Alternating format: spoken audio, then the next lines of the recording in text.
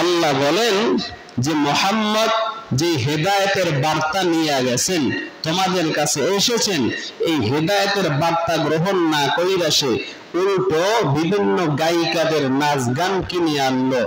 এই বান্দাটাও কি করলো? হেদায়েতের পরিবর্তে গোমরাহি কিনে নিল। হেদায়েতের পরিবর্তে গোমরাহি যেন না কিনে নেই, হেদায়েতের পরিবর্তে যারা গোমরাহি কিনে নিবে তাদের থেকে বদনসিব কপাল পরার কেউ হবে না।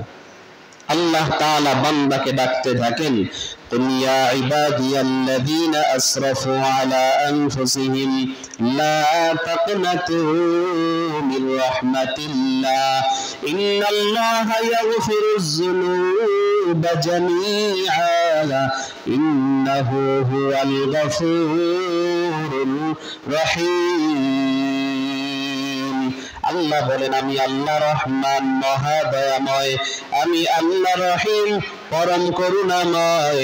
ও আমার বান্দারা, তোমরা যদি পাহাড় সম পরিমাণ অন্যায় করে থাকো, মূর্তি পূজার মতো যদি অন্যায় করে থাকো, আমি আল্লাহর কাছে মাফ চাও, ক্ষমা চাও, আমি আল্লাহ সাথে সাথে তোমাদেরকে মাফ করে দিব।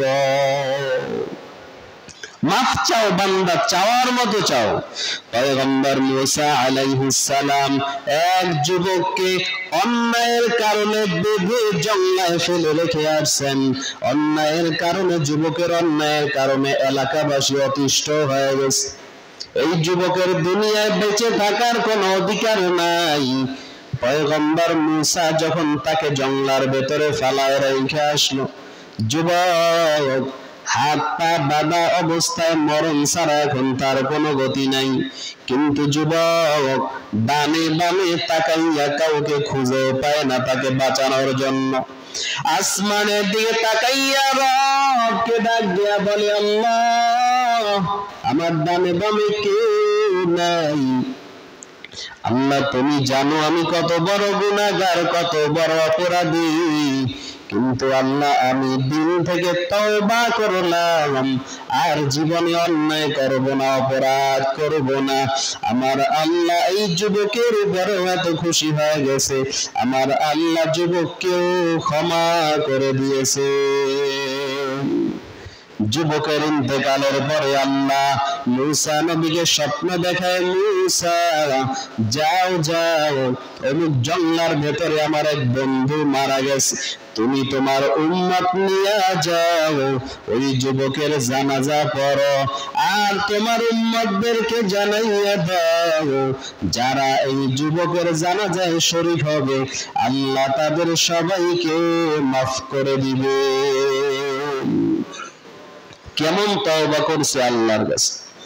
পয়গম্বর মুসা যায় দেখে, কোন যুবকের জানাজার জন্য আল্লাহ আমাকে পাঠাইছেন।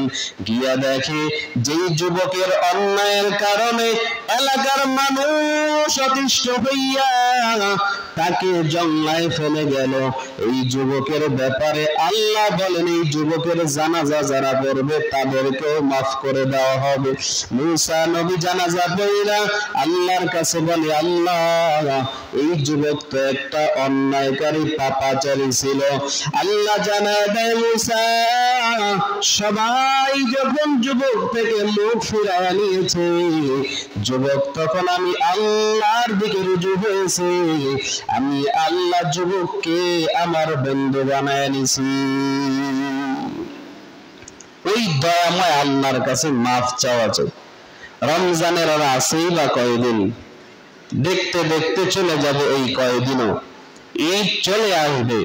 অতএব গুনাহ থেকে তওবা করি, নাজাতের দিনে আল্লাহর কাছে মুক্তি চাই। আল্লাহ, আমাদেরকে আপনি জাহান্নাম থেকে চিরতরে মুক্তি দিয়ে দেন। আর দৃঢ় প্রতিজ্ঞা অন্তরে নিয়ে নেই যে রমজান চলে যাবে, কিন্তু যেই গুনাহগুলো রমজানে ছাড়ছিলাম আজীবনে আর ওই গুনাহগুলো করব।